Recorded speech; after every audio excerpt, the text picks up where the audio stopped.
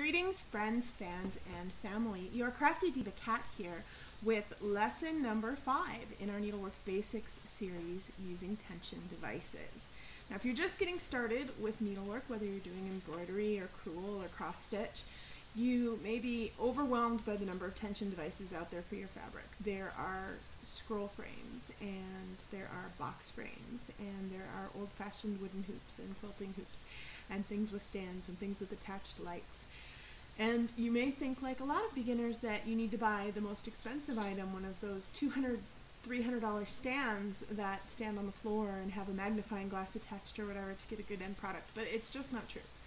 As much as I love stitching, I use an old standby, and that is the plastic embroidery hoop.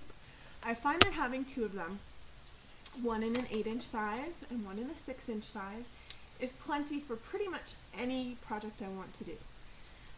You're never going to need much larger than an 8-inch unless you're working on huge projects and going from different areas all the time, but the truth is you shouldn't leave your fabric in a tension device for too long in any one position.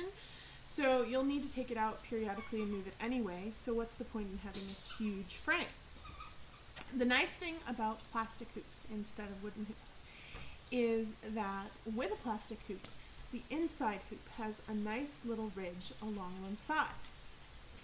As you can see, right there maybe a little bit, it's only a tiny little ridge, but that's going to be the top, and it's going to hold your fabric in place while you work. And it's going to make it much easier for you than a wooden hoop, which also has the problem of splintering and can cause you all kinds of icky splinter problems in your fingers while you're working. So in order to put your fabric in a hoop, you need to take the inner hoop like this and place it with that little ridge on the top. Place your fabric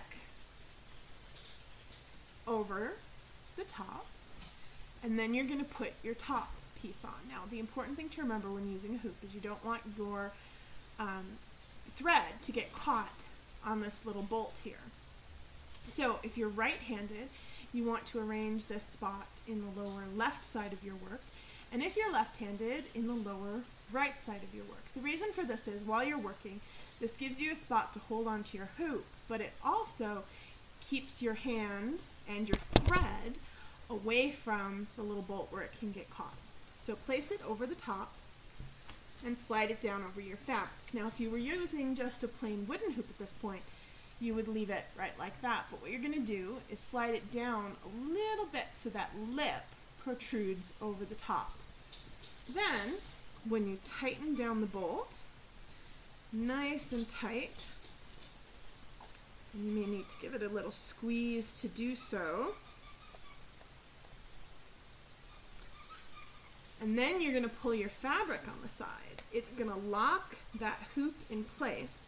So when you pull the fabric nice and tight, it doesn't pull the center all the way through the hoop. And that's my basics for using tension devices with fabric.